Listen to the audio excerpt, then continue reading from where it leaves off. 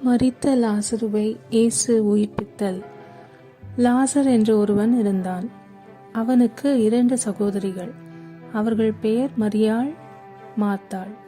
அவர்கள் இயேசுவுக்கு மிகவும் நெருக்கமானவர்கள். ஒரு நாள் லாசர் வியாதியாய் இருக்கிறான் என்று இயேசு கேள்விப்பட்டு, லாசருவின் நோய் மரணத்திற்கு ஏதுவாய் இல்லாமல் மக்கள் கடவுளை மாட்சிப்படுத்துவதற்கு ஏதுவாக இருக்கும் என்றார். இயேசு மேலும் தாம் இருந்த இடத்தில் 2 நாட்கள் தங்கினார்.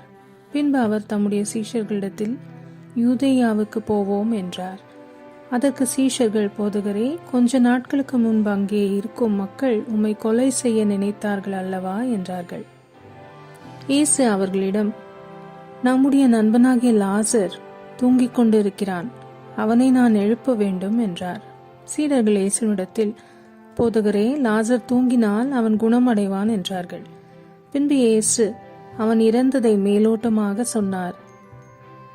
அவர்கள், என்னை நம்பும்படிக்கு நான் அங்கே இல்லாததினால் மகிழ்ச்சி அடைகிறேன் என்றார். இயேசு லாசரின் சொந்த ஊருக்கு வந்தபோது அவன் மரித்து 4 நாட்கள் ஆயிற்று.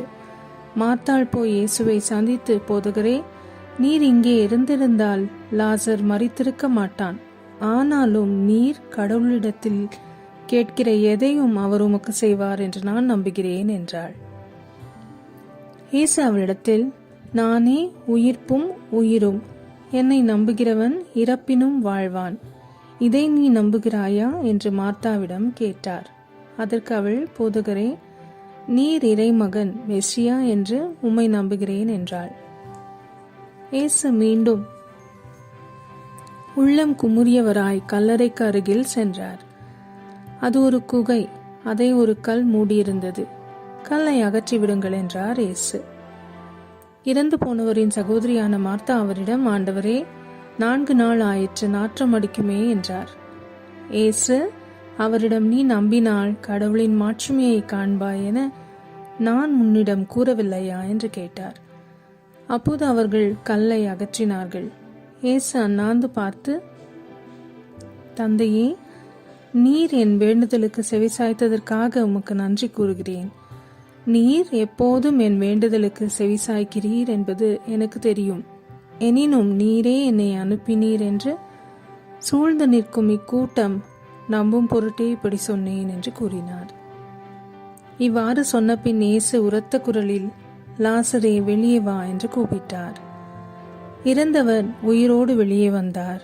அவருடைய கால்களும் கைகளும் துணியால் சுற்றப்பட்டிருந்தன. முகத்தில் துணி சுற்றப்பட்டிருந்தது.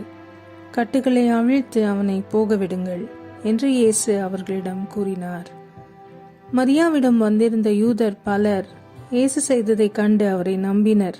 ஆனால் அவர்களுக்குள் சிலர் பரிசேயரிடம் சென்று இயேசு செய்ததை தெரிவித்தனர்.